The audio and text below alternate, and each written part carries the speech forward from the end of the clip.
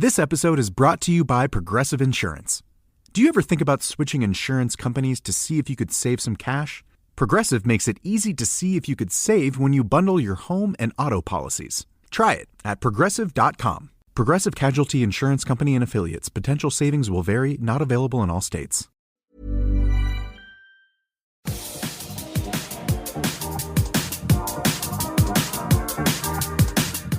Welcome to episode 85 of Winging It, the Invincibles.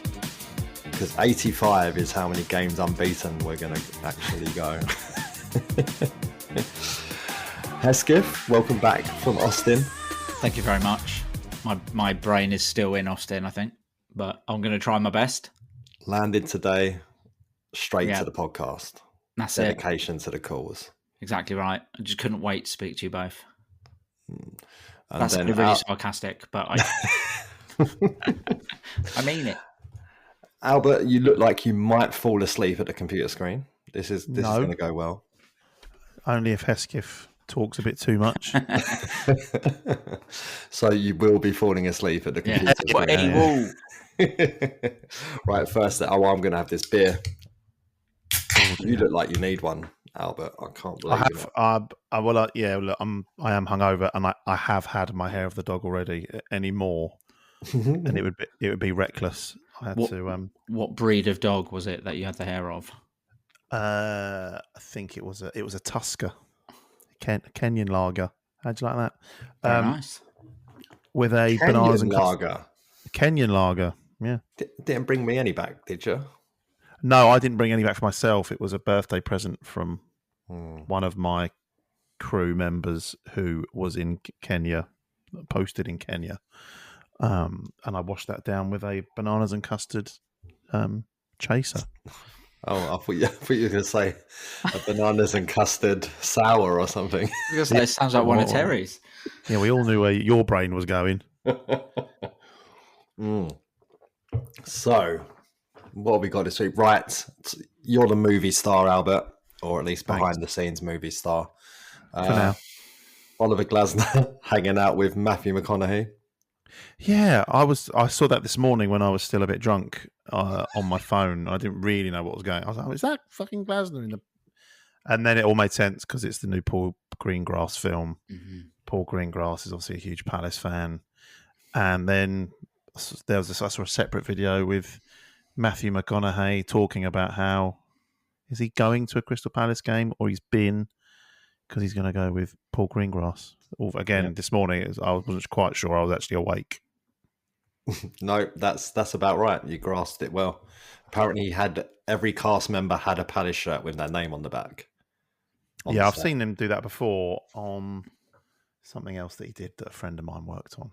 But I've seen him at Selhurst, but I've never met him in the work arena. But big note, must try and do a Paul Greengrass film because it sounds like a laugh. I had a bit of a Venn diagram of that because I was in Austin and I think he's a co-owner or a director or something of Austin FC, McConaughey, yes, he is. So if we can get a little link between Palace and Austin, I wouldn't hate it.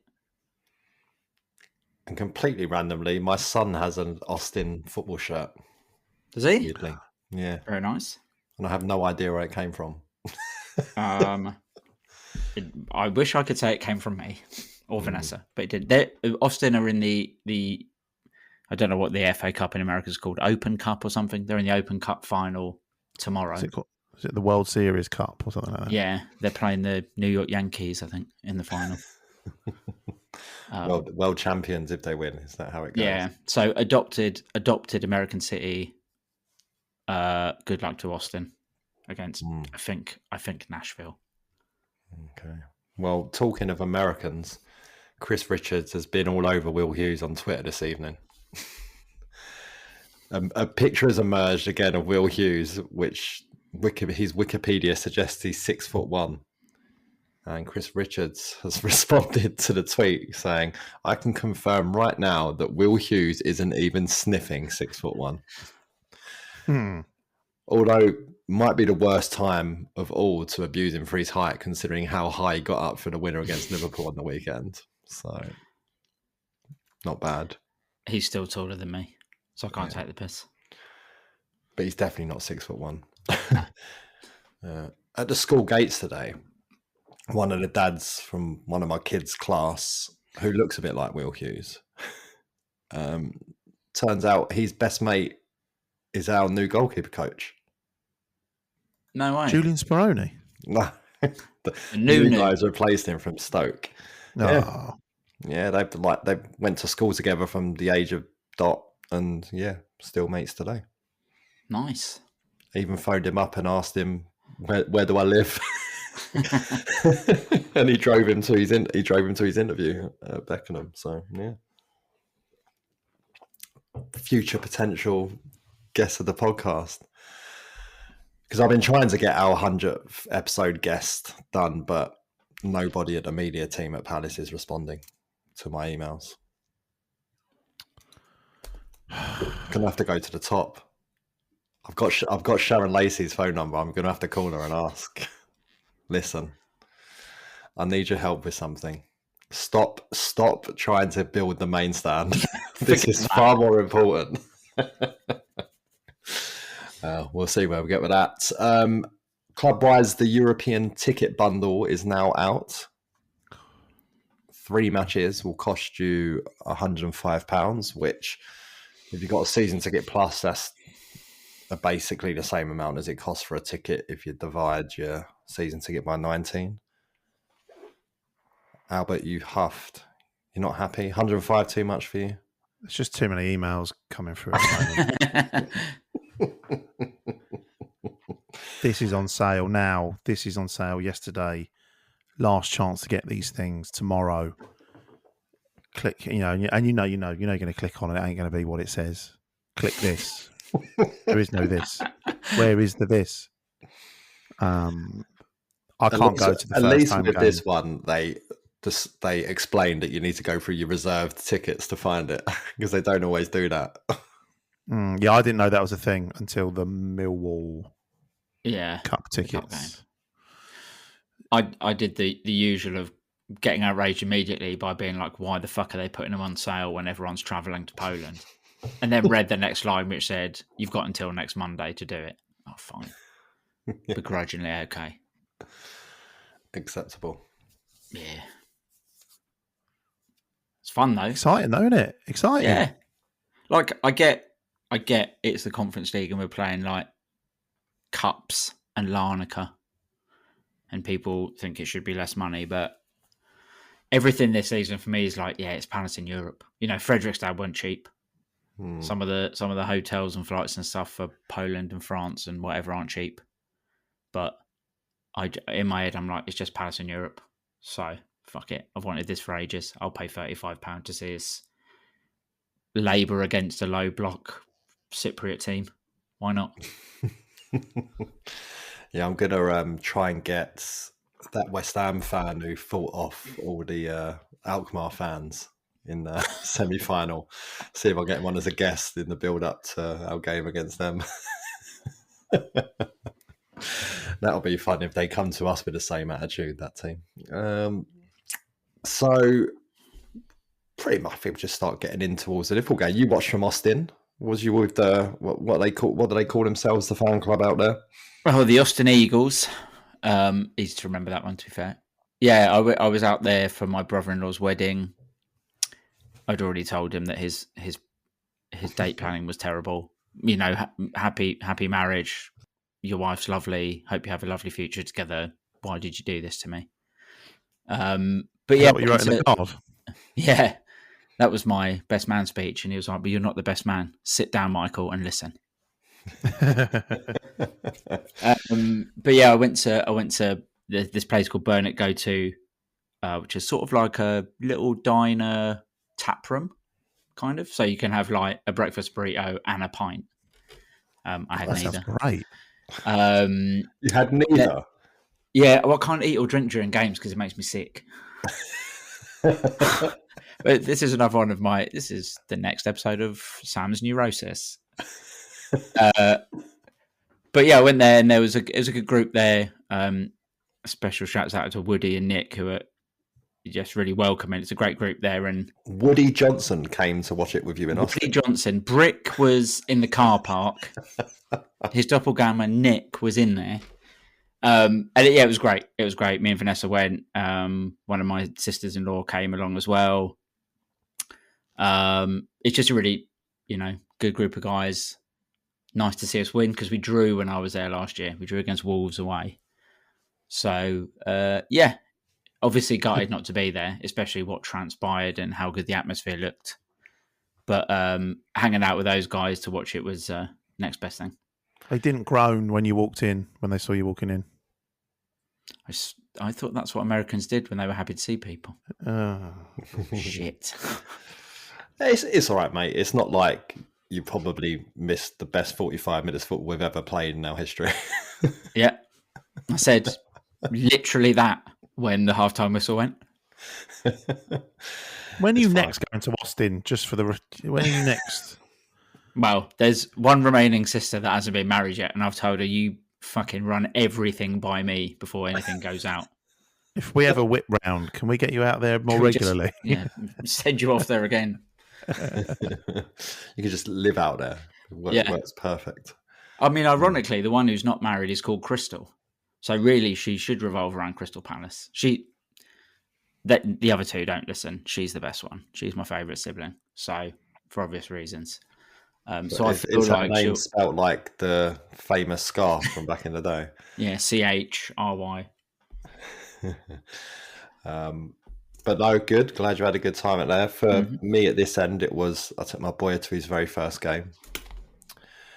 Albert, you said we've set the bar ridiculously high. Yeah, you set the bar too high there, mate. Yeah, as far as first games go, that's quite something. I mean, we've all had to do a little bit of that. Anyone that's got kids that are sort of football aware, young, we've all had to do a little bit of that because, our kids have seen, not with their own, although my boys did come to the Community Shield, they've been around for beating City to win the FA Cup, beating Liverpool to win the Community Shield. There's been quite a lot of, it's not always like this type conversations. And I think Saturday is just the next one on the list. Yeah. Except it feels like it is always like this at the moment. Yeah. It's annoying. Listen, we've got perhaps one more year of it before it all comes crashing down. Yeah. Look at West Ham. That's where we might be. Although, great appointment for them this week, annoyingly. Yeah. I'd rather look at Forest and laugh. Yeah, some might say that karma is coming back to bite them in the arse.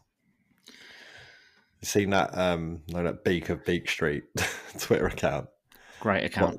The ultimate Twitter win the other day when I don't know this, they posted a video of Marinakis giving everyone a high five or a handshake as they're coming off the pitch. And he's just like, obviously jokingly said, who does this after a 1-0 home loss to Sunderland? Which it blows up, gets loads of likes, and then gets the facts correct note underneath, which says this is actually from a different game, blah, blah, blah, blah. And he's just like, he might as well just give up now. It's just might drop and walk away from Twitter forever.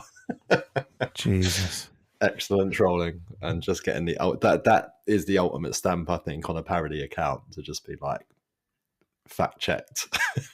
Yeah. Joke has gone over many people's heads, but no, brilliant there.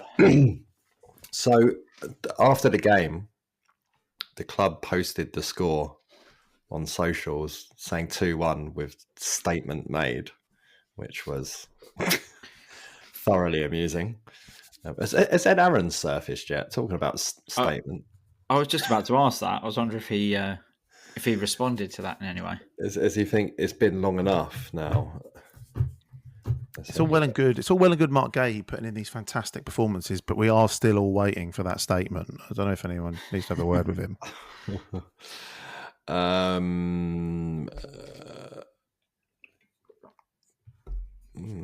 Do you reckon he sent it to the wrong fax machine or whatever? like we did back in the day.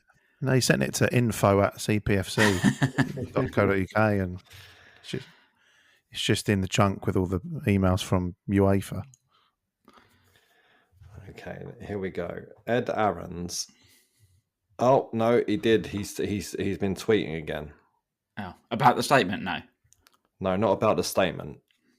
He's just got back into regular stuff because he definitely disappeared for a bit. Didn't tweet for a while. But yeah, he was tweeting around the game on the weekend. So yeah, so for a bit he only tweeted some stories that he'd written non-Palace related for a few weeks. Yeah. tut tut. Tut. And I mean, statement was made. I mean, especially if you just want to do a direct comparison of Gay and Konate. Bloody hell. But I've said it further up. Albert, best first half you've ever seen from a Palace team. It's got to be up there. 100%. Yeah, best in terms of performance, but also so frustrating. Yeah, I mean, I didn't know what was going on. I'm everybody in that stadium was all just seeing.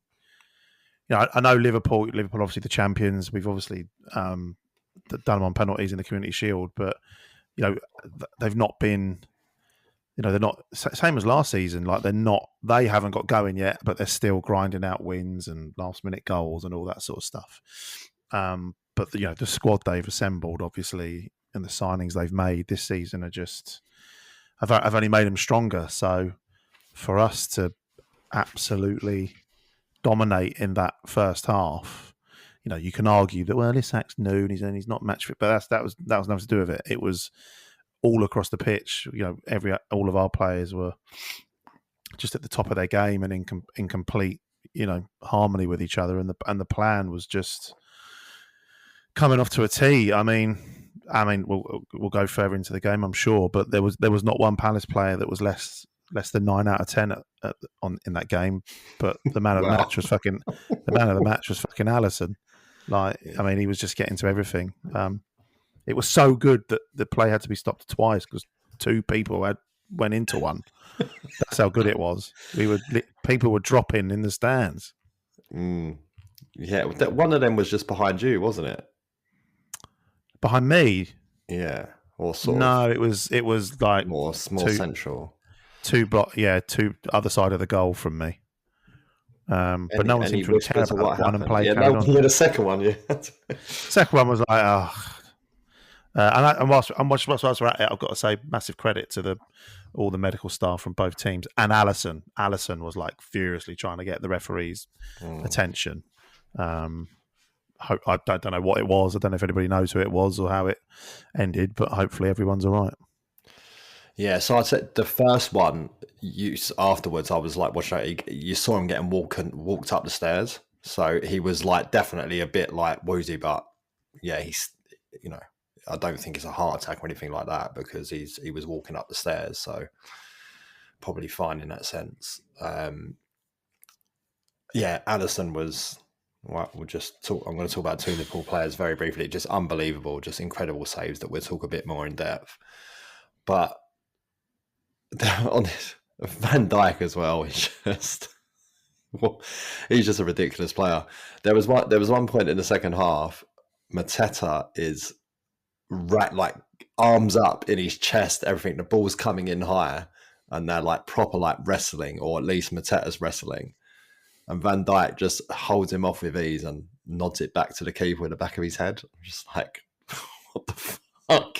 Like, I've seen so many defenders melt under pressure from Mateta, and he's just still calm in the face of everything. I did say at some point, roll out Neil Warnock to say that we could have signed him for 8 million or whatever. Yeah, some player. But he is still, without doubt, one of the moaniest C units there is in football. Yes, that's what I was going to jump in and say. Always around the ref. No change this time around. My favourite one, obviously having the benefit of them showing it on the telly, was when he handballed it in our box. Yeah, I think he from a corner across, he handballed it and then shot wide or whatever. And then he started moaning at the ref. I was like, you're stood on your own. There's no one 5 yards. You've handballed it. You can't be moaning. You turn your default off. But he then got booked for complaining to the ref. Yeah. And there was quite a lot of that going on the side. You saw it after when you watched the TV. Slot was like all over the fourth official. And part of me wonders if the refs were so fucked off in their moaning that they just let us take that throw in. Because they were just like, no, fuck him. Like, did Slot get booked? Yep. He did, yeah. Yeah. I do wonder if the refs just had enough. It's like, I can't fucking take this moaning. I'm letting them have this throw in. Let's see what happens. Whoops. But it's like, the 6 minutes was probably fair, I think. But I don't know where he got the additional whole minute from. 8,000 subs, in games these days. Like and if the rule of thumb is you add on X for every stoppage for a substitute, that's going to add up, isn't it? So there was the VAR for Liverpool's goal as well. So yeah, it was definitely time. I don't know, weird. But let's talk about the game anyway. So we start off really well. Score within 10 minutes. I think it was ninth minute. Mm-hmm. Brilliant stuff from Terence Mitchell down the left hand side. Just absolutely bombing, underlapping, getting to the byline. And probably the first point of Liverpool moaning Hesketh because it probably wasn't a corner. Yeah, getting to the byline, putting it out for a goal kick. Yeah, kicking it off. I mean, to me, you watched it on the TV. It looked like a goal kick, didn't it? Yeah, but like obviously in real time, I thought it was a corner because the play's quick and where the cameras are at Selhurst, so it was the wrong side. Yeah, the replay showed it just nicked in before it went off, but you still have to defend the corners. Mm-hmm. I mean, if Palace were to have conceded a goal like Liverpool did there, I'd still be pissed off that we've, headed it back across our own goal, but let Sarr just sort of amble in from the penalty spot to inside the 6-yard box, standing there completely free. And he's they sort of think of him the way the Villa fans do now, Liverpool, because he always seems to score against them. So you would think of all the players they would know not to let that happen to, it's him. Yeah. He's got a brace against them in his time at Watford as well. Yeah. Yeah. Has he? I actually genuinely wasn't going to say anything. Well, yeah. I thought I had to just lock that down straight away. I can see the commemorative poster of that game just behind your left shoulder, Albert. Because that was the... everyone was expecting him to go unbeaten the whole season. It was late on in the season and I think they lost 3-0 at Vicarage Road. I thought it was really good to have him back as well because the games that he's not played, whilst we've looked all right, you could see pretty early on what he brings to the team, Sarr. Not just the goal, but his running, his positioning, how he links up with Munoz, that sort of thing. I don't think it's a coincidence that him being back in the starting 11 coincided with us starting that game really well. So I was really, really pleased to see that happen as well. Wow, and it also, I want Kamada deeper, which is mad because if you take this pause, if you take this podcast back a year when Kamada was still settling in and so on, it was we weren't sure if he could play in that position, but yeah. Although some people might not have watched the same game. I don't know. We'll get into Kamada a bit more later. But yeah, obviously Sarr sweeps it home, puts us 1-0 up. And then you had the greatest views of Alisson saves Albert's down your end, and we get the first one as ball comes across after Kamada robs Kanate of the ball. Mateta gets it to, I think is it Munoz? Was it Sarr? Can't remember which one it is. Comes across to Pino, and it's a brilliant save from Alisson to keep it out. From our end, it looked like it hit the post or something, but yeah, your end, you would have seen brilliant save. Yeah, I mean, and Pino just comes out of nowhere. It's real sort of great timed sort of appearance into the box. Almost going to say Eze-esque. And yeah, hits it well. It's not. He's not scuffed it. He's not hit it into the ground. It's a bullet of a shot, and yeah, fucking hell, Alisson. It's the first of several times that game that Alisson's made us all stand up, but then instantly put our head in our hands. It was great play. Yeah, that's like my wife every evening. The Pinot comes out of nowhere, and she's half a bottle down before you know it. She's making late runs into the box. Oh, maybe 10 years ago. Yeah. It's you making last minute attempts to get into the box. Yeah, it's me bringing the Pinot out of nowhere. I was going to say, so then they go straight down the other end and get a free kick on the edge of the box, and that's when we have the first fan going down in the stands, which ends up causing circa 7-8 minute delay, something like that, and leads to 10 minutes stoppage time at the end of the first half. As I said, I took my boy to the first game and I was having to hold him for the entire game. So 10 minutes stoppage time in the first half is exactly what my left bicep needed. It was like fucking jelly come the end of that first half. And yeah.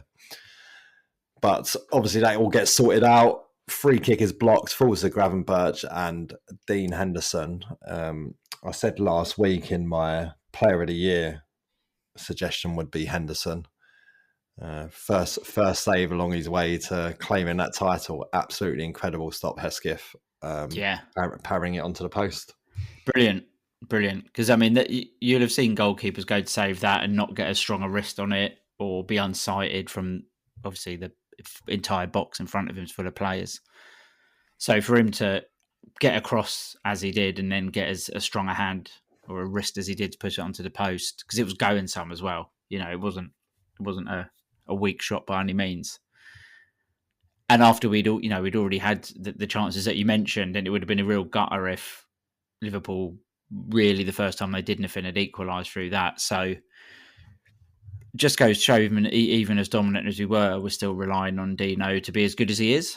And like you say, he if that was the first thing he had to do all game, and he does that sort of thing, it shows his worth to the team.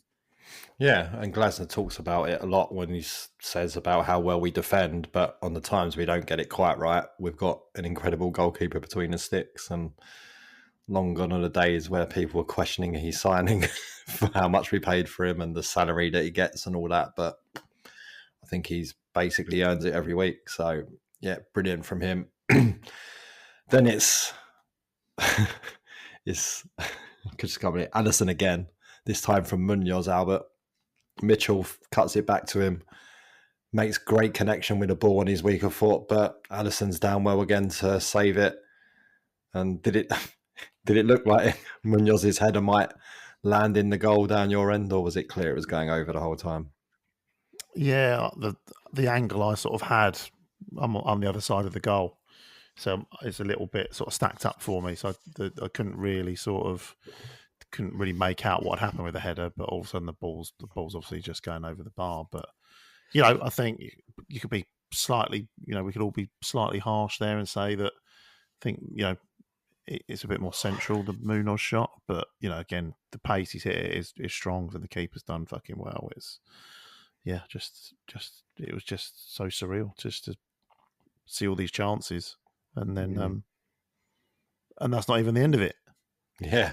We also got Pino, little flick over his head to find Walton, who then finds Mateta, who just that's great play, makes a mockery of Kanate, and Alisson's there again, probably in everyone's head by this point, because you feel Mateta's usually a lot more confident with those kind of finishes, but obviously Alisson's out fast, makes himself big, makes the save, and then probably out of the blue, really, Liverpool have one attack, get a corner, and Kanate heads it just wide. It felt like he really should have scored live. Watching it back, I think Kamada probably stops it on the line if he does find the target, but you never know. It might have bounced through his legs or something like that. But yeah, certainly when you got a header like that in the 6-yard box, you should probably be doing a bit better with it than he did. And then Maxence Lacroix goes on a little run and then plays an incredible ball through to Sarr. just ridiculous how much space and time Sar's got. I don't know. We obviously don't see back. Did they show any replays on the TV, Hesketh, that might have suggested he was offside? Not that I could remember. Yeah, didn't see, but ends with Mateta curling an absolute beauty into the top corner, and finally we beat Allison again, but this time can't beat the post. Just amazing, really, that hasn't gone in with the amount of bend he had on it. And yeah, all but brings to the end of the first half. Henderson blocks from Salah, but I think he was offside. And yeah, go off at half time, just obviously ruin really that we're not 2 or 3 goals to the good, because you just know that Liverpool can't really come out and be that bad in the second half. The sound of Mateta's shot hitting the post was like a bong, like a chime of doom. It's like, yeah, we're probably not winning this now. Like we all know how this story ends. Yeah. And then, going into the second half, it pretty much, I'm still not into the new halftime challenge, by the way. Not about it. Someone did really well in that game. Almost got a bullseye, are they calling it? I don't know what they call it. And pay attention. It's the eagle eye. Oh, the eagle eye. Switch on, will you? The dad, the Palace representative father almost got the eagle eye.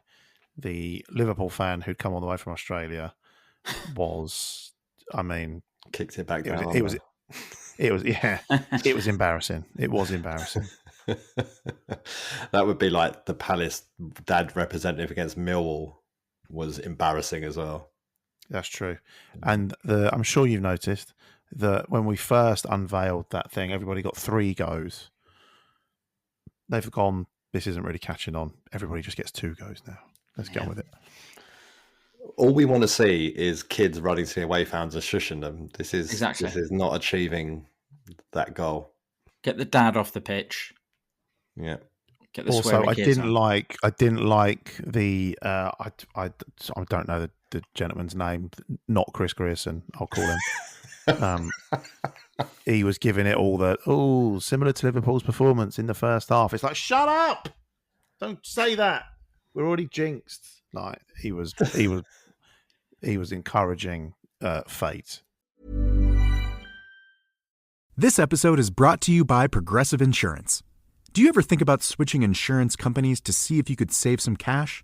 Progressive makes it easy to see if you could save when you bundle your home and auto policies. Try it at Progressive.com. Progressive Casualty Insurance Company and Affiliates. Potential savings will vary. Not available in all states.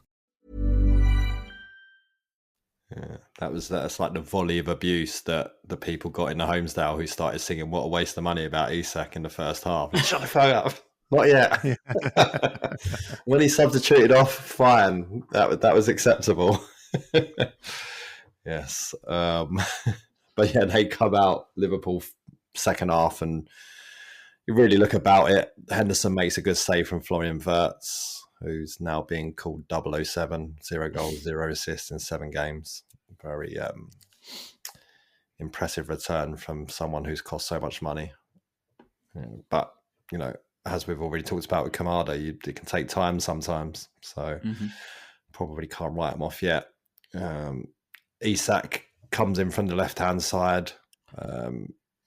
I think Maxon's probably just about does enough to put him off, and he curls it wide.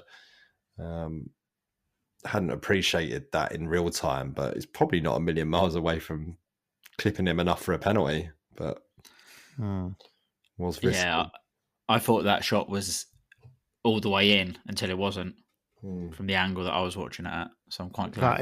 That little jinking run that he does, that is right in front of me, and you're like, oh fuck! When he pulls his foot back, you're like, this is going in, and then hear it hit the advertising hoardings, and then you start chanting, "What a waste of money!"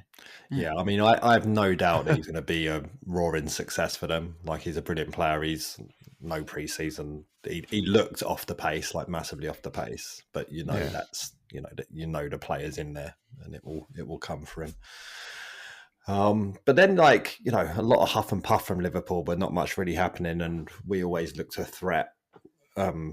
Just in our direct play when winning balls back, and Mateta gets down the left-hand side and puts in an absolute beauty of a cross to Nketiah, who gets up really well, Albert, but nods it just wide, can't sort of like redirect the pace correctly or anything, and it goes just wide. And at that point, I don't know about you, I was thinking, oh, this has got a Liverpool equaliser written all over it now.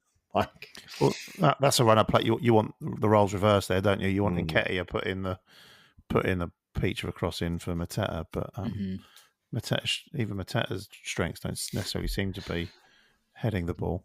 But yeah, brilliant play, but doesn't come. And then Chiesa, just before he scores, comes close to scoring. Hesketh, I don't know how it came across the tape. Lerma came on and he run around a lot, and obviously that's what he's there to do, is trying to just, fresh legs in there, but he played some freaking suicide balls, and he just kind of 5 yards outside our own penalty area gave the ball to Mateta, who had 3 Liverpool players on his back. Like, here, control this and get rid. And obviously they rob it back, and Chiesa bends it just wide. Before, that was it was noticeable that obviously we'd had hardly any of the ball in the half, but defended pretty well. Then we just started to get a bit kamikaze with our passing. There was 2 or 3 times where I was like, at this point, it's all right to punt it up the pitch and get it away rather than tippy tapping and 30 yards or 10 yards out your own area and then dick about with it and lose possession. And that Chiesa shot, I mean, Hendo was well beaten. He was motionless. So lucky it was the wrong side of the post. Yeah, I can see why we were trying to play out, because it only took 2 good passes and they were completely open because they had no one left at the back. Kanate had gone off by this point. Van Dijk was playing up front. Slobosai and Gravenberch were kind of sort of playing centre back, but not really, and they were far up the pitch. So you can see why they'd want to play out, because it was like, 2 good passes. You've got Sar's pacing behind, or Nketiah's pacing behind, whatever. Well, Nketiah by that point. It would have been easy to open them up, but obviously that meant that Liverpool had a lot of players in our half and were there on the press very, very quickly. So yeah, lumping it down might have been the best option. And then finally, that pressure tells as the ball comes in. Albert, handball from Salah, or is he being fouled and that's why his arm's up in the air? Or do you think he's just deliberately trying to handball it? Like, what's your take on it? I can't say. I didn't see it in real time. Obviously, I'm very fully aware there was a VAR check. Can't see the screen, obviously, from where we're sitting, so I wasn't even necessarily sure what they were checking for. I thought it was they were checking for offside, but coming home and see the clips on the phone and then watching highlights at home. I mean, I'm not saying he might not be deliberately trying to handball it, but his arm is fucking way away from his body. So whilst he's not maybe fucking doing a Maradona, it's clearly struck his hand and it's not close to his body. It's it's wildly out of silhouette, or whatever they like to describe these things as. And I cannot believe that that's gone to VAR and someone's gone, we'll give. I mean, it's ridiculous. It's a very, very, very perverse decision. Like if VAR didn't exist and someone's missed that, you'd think, oh well, all right, well, the pace of the game. But the fact that someone sat there and scrutinised it, I don't think there's a foul there. And like I say, whilst it might not be intentional, it's clearly struck his hand, and that's directly led to the flight of the ball and where it lands. Yeah, I mean, as Chris Richards said it after on Twitter, he's like, I knew my eyes weren't deceiving me, because it meant that Chris Richards misjudged his attempt to head the ball out. If VAR get to the point where they're looking at that, they can't have come to the conclusion it didn't hit his hand. I mean, yeah, it deflects. I mean, I obviously this time had the benefit of watching however many replays they show on the telly. And it's like, yeah, his hand's way up in the air. He was saying his shirt was pulled, I think. If you pull your shirt, your hand doesn't go up. Right, unless you're trying to make a meal of it to look like you're really being fouled. So, yeah. But then you can see on the replay, because they zoom in and they slow it down and they whatever, and you can see that the ball changes direction. I mean, it doesn't go 90 degrees, but it hits his hand and changes the direction of the ball. At which point you have to say, well, I don't know how that can't be a handball then. It's not. You can say it's inadvertent, but it stops, like you say, it stops Richards from getting the ball. I would rather he hadn't have dived onto the floor to try and head it away there, personally, but regardless. But then it's sort of like, you don't want to get into this, big clubs get everything, but you see stuff like that and it's like, I'm pretty sure if it was the other way around, that goal would have been disallowed, to be honest. Or turn it around and say that's a Palace player, Chris Richards, who's done that to defend a ball coming in, and it's clipped his hand. That will get given as a penalty. Yes, 100%. That will go to VAR and they will give a penalty for that. So the flip side of that is it should be a fucking free kick to us when it's an attacking player. Yeah, that's completely fair assessment. Talking of, I've just had a flashback to the free kick that they had that took forever to take because of the person collapsing in the stands. The whole crowd is booing because there was Liverpool players clearly within a metre of the wall. And then eventually when it come back to taking it again, the ref redrew the lines, like spot where the free kick needs to be taken, the line for the wall, and then drew a line for where the Liverpool players can stand as well, because the whole crowd was just like, you're within, it's like clearly within a metre of the wall, and yet this is fine. Yeah. But and then, it was frustrating. It was extremely frustrating that they scored, got the equaliser. Felt like we deserved the win, but at the same time, you take a point. I think we haven't won against Liverpool at home in a decade or whatever it was. I think the Mile Jednak free kick was the last time we beat them, wasn't it? Yeah. Wow. And so 10 years ago, and you're frustrated and whatever, but. At this point, they're running in the net and getting the ball and bringing it back. And then, they're trying to push for a winner. And I look up at the clock and it's like 95-45 or whatever, and Liverpool attacking. And my brain has immediately gone to, we'll see how this attack, we've got a point, like, fair fucks. And the ball comes forward. There's a couple of times where Liverpool players just knock the ball out into touch, thinking that's going to be the last kick of the game. Van Dijk does it first, and then Kirkers does it. And I was saying now we're like a minute over, and I don't really see where the minutes come from. I can see why Liverpool fans might be pissed off because I don't really see where the minute comes from, and that's why I say further up. I just wonder if they'd fucked him off so much the ref just went let him have it, and throw comes in. Liverpool clear it only as far as the towering 6'1" Will Hughes, who nods it back, and thankfully Nketiah is just on side, and a brilliant chest and volley from Nketiah to finally get the ball past Alisson again through his legs this time, and Albert carnage in shoes around Selhurst Park. It was I'm real. But Bernie, bless him. He didn't literally shit himself, but he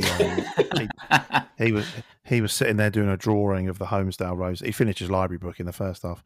He was drawing an etching of the Homesdale Road end, and I grabbed him, threw him up in the air, and then he just started screaming, "My pencil case!" which had gone flying.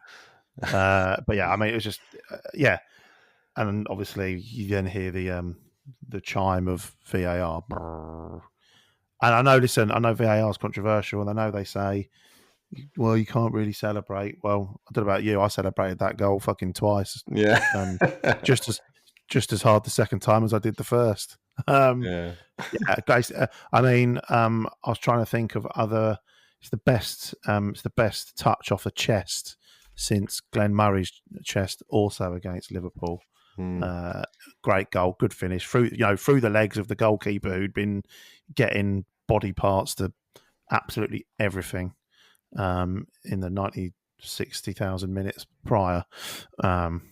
Just mental, just hugging everyone and anyone. Big chap from Toronto in front of me. He was loving it. It was brilliant. It's so good, so deserved. That's the best thing about it. I have to admit this because I said I would. I can't remember what he did or why I said it, but not. I mean, about 30 seconds before that throw, I was like, "Is Nketiah shit?" Sort of tongue in cheek, but like he did something, and I was like, "Oh, annoying." Yeah, And so literally just before the throw in, he was breaking away and he chose the wrong pass, and then Kirk has there you kicked it go. out for the throw. Yeah. Not his amazing yellow card tackle that he put in. It wasn't that. It's like, we've seen this before. Seen this story. Seen this story before. I turned to Woody, who runs the Austin Eagles, and I was like, "Is he just shit?" And he looked at me and sort of like had a bit of a smile. And we were nodding, and then 30 seconds later, I was like, "Nah." As reverse psychology, I fucking knew he was brilliant. Rhetorical question. Yeah, of just getting him motivated. It was a great finish, man. I think also what's really good is we talked about, like the camaraderie of the Palace team and like how all the players seem to be buying in and whatever. Like everyone seems legit happy for Nketiah when he scored. Like obviously it's a last minute winner against the champions. But you see Hendo fucking sprint. I don't know if you guys have seen the drone shot from when we score and Henderson's like off. And everyone just seems really, really happy for Nketiah. And we've seen, I think, Lacroix made a comment about Kamada the other day where he was like, when our performance was perfect because when Daichi plays, it's perfect. And it's just another sort of example of how there's such unity at the club. And so adding that to the last minute winner against Liverpool, who were top, the champions, had won every game. It doesn't really get much better, does it? Mm. Although I have to say, just to clip that, I did say it's a bit annoying because now Terence's outrageous prediction of 4th doesn't look quite as outrageous as we were giving him shit for, Albert. Well, I've seen again all the stat crunching and all the league models and all that kind of stuff. 76% chance to finish in the top 5. This is ridiculous.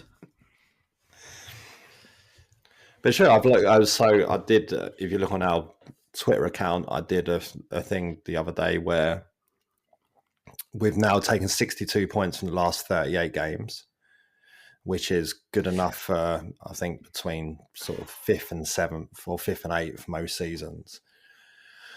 But now we've got 2 losses are dropping off the back end. So if we go and beat Bournemouth and Everton in the next 2 games, it'll be 68 points, which has got you 3rd, 1 point in the last decade. I thought you were going to say 62 points from 38 points. I was like, fucking hell, I knew we were good. I knew we were good. Didn't know we were that good. That's like your dream from the other week when someone got 83 out of 10. Yeah, so there's a lot of consistency there now, as we all well know. 18 games club record, 18 games unbeaten. Avoid defeat in Poland on Thursday night. Go to all-time record for us. It's madness. It is madness. And the draws, there's been a lot of draws in that run, which are now starting to turn into wins. But it is incredible, really, when you think about being the analyst I am in my real life. I was doing some modelling stuff, and I think we're going to get around 73 points this season, which is ridiculous. But it's not like nowhere near winning the league. It's it's crazy. But a season where you win the league would be mental, like just the amount of wins you have. But even when Leicester done it with 81 points, they won the league with.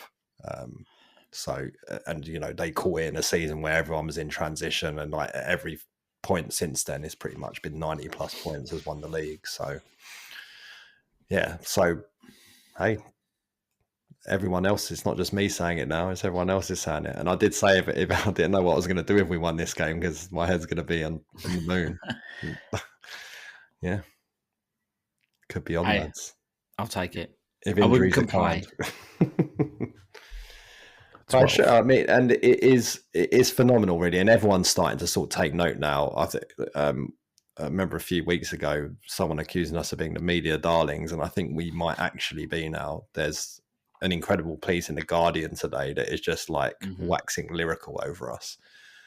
Not just about how good we are, but how we're like saving football because the way we're doing it, and basically because we're just so like likable, and it's not it's more like up your football kind of thing.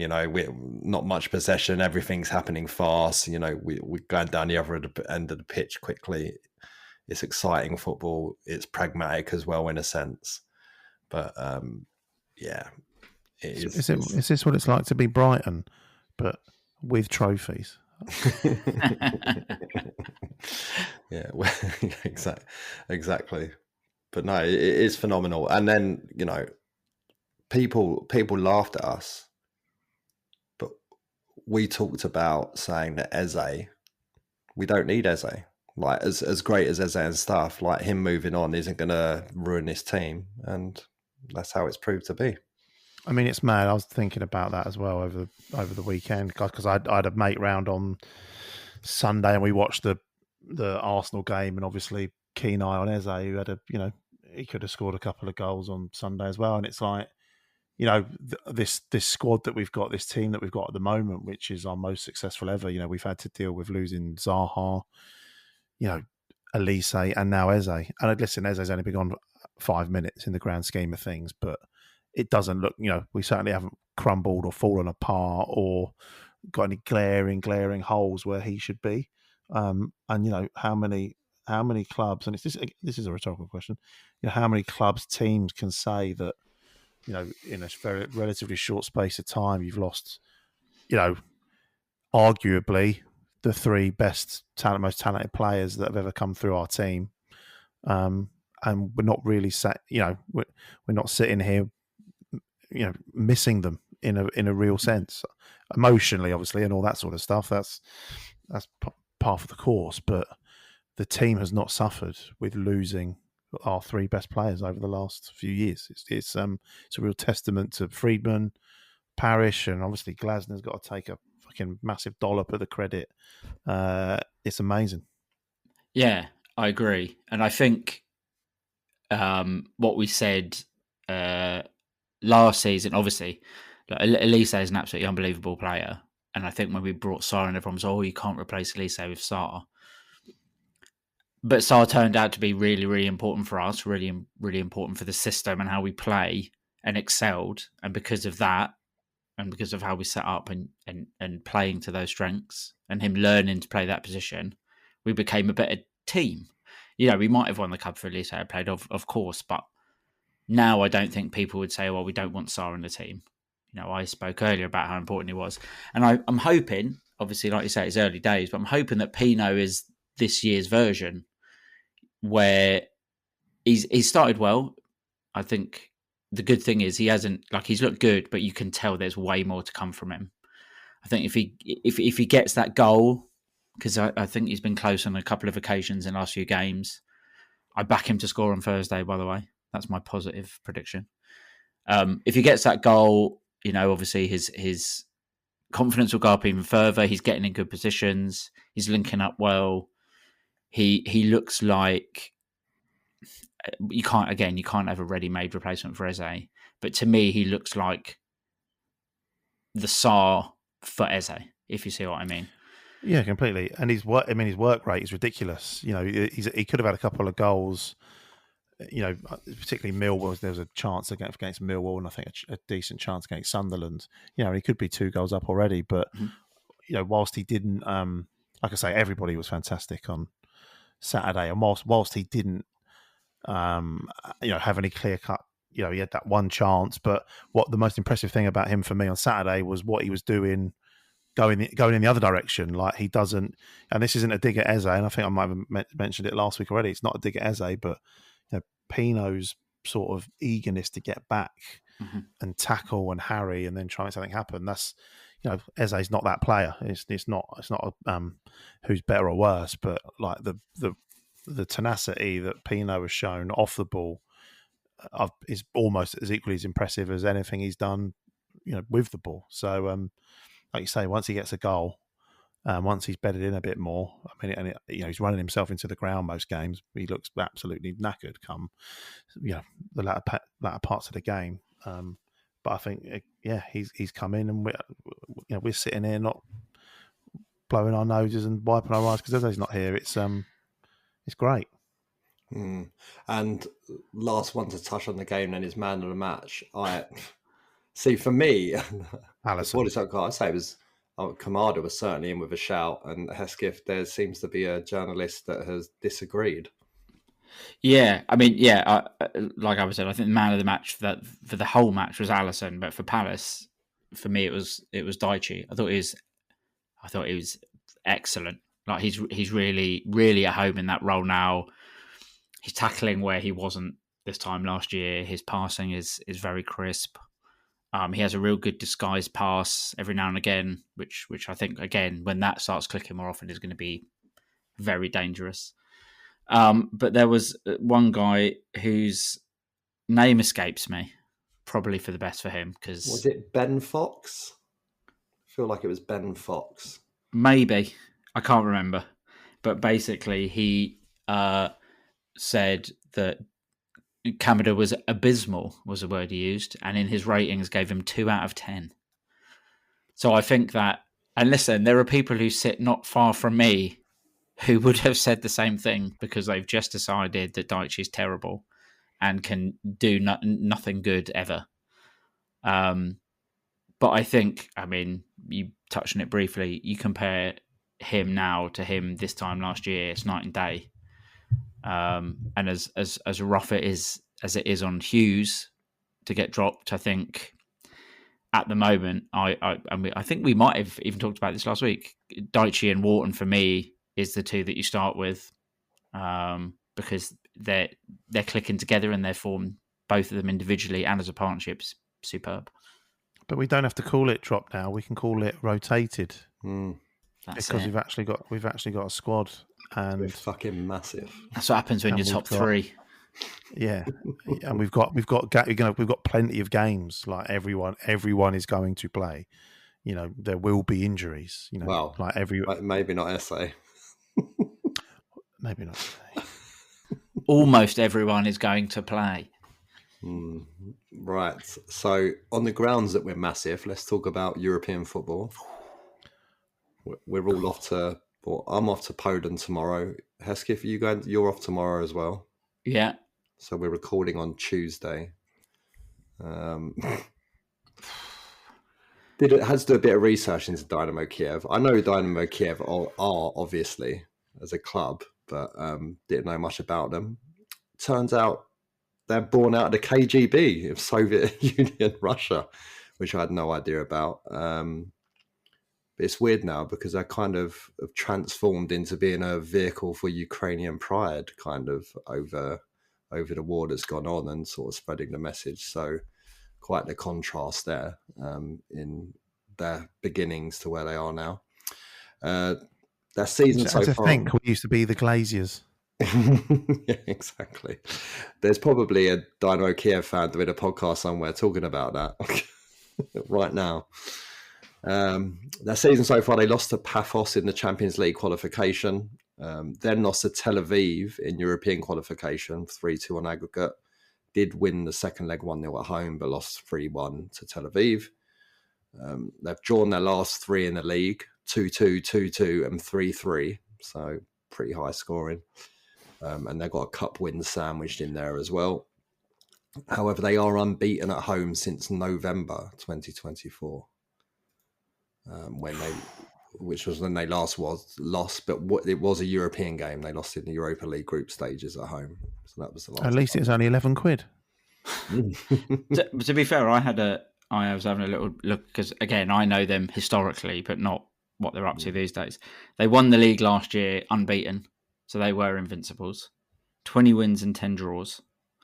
But I did see someone on, I think it was the Palace Reddit. There was a Kiev fan who came on and he was basically like, yeah, we're Invincibles, but the coach is an idiot. We hate him. I was like, cool, it's not a bad position to be in. But apparently their defending is a bit iffy. So he was sort of like, it will be them trying not to lose, but he doesn't know if they're capable of doing that. So I think that coach used to play for them as well. He's like, I think he goalkeeper, was a goalkeeper for them in the past. Shovkovsky.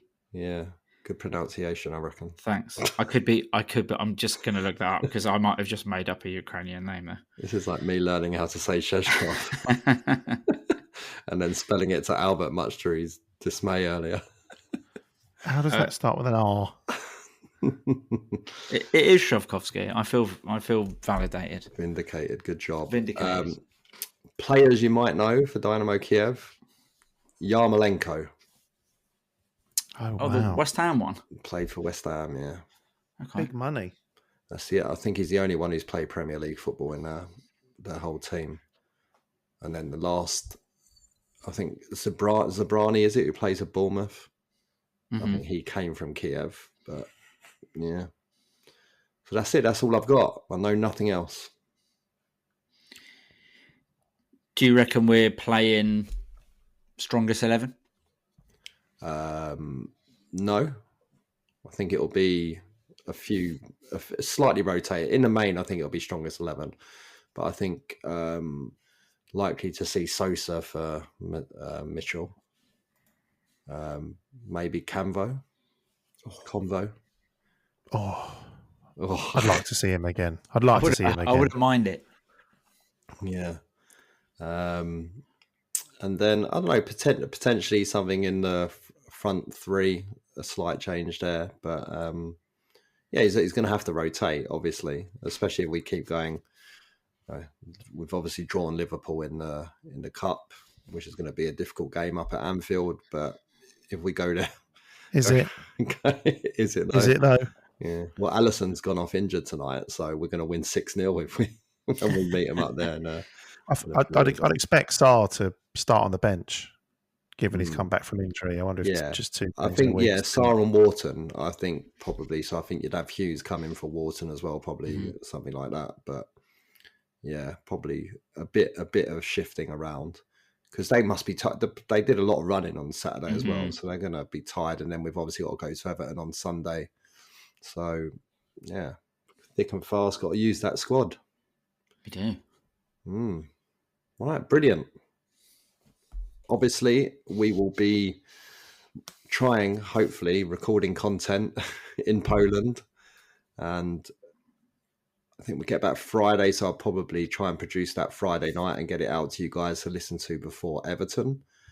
So if you're in Poland and you see me or Hesketh or Albert and you want to get involved, come and have a chat.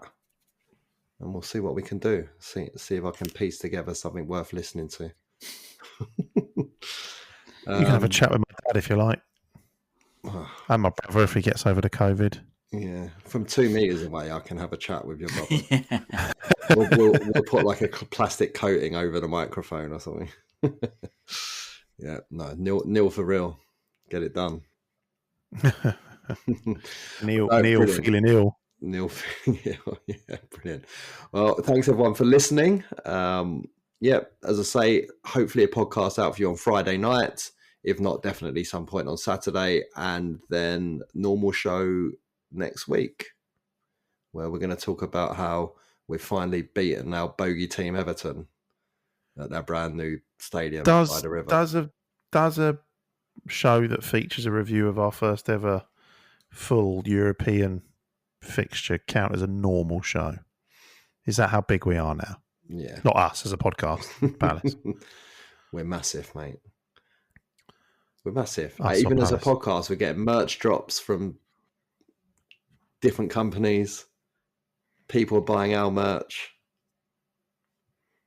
Massive. Biggest podcast in the world. In the world of Southeast 25. I've never looked a man look more unconvinced than Albert Curley right now. Right. But that's it. We've got to call it a night because Hesketh's falling asleep. Albert is falling asleep. I've literally got one of my children attached to me right now, asleep on my shoulder. So that's your lot. Thanks for listening. And until next time, up the Palace.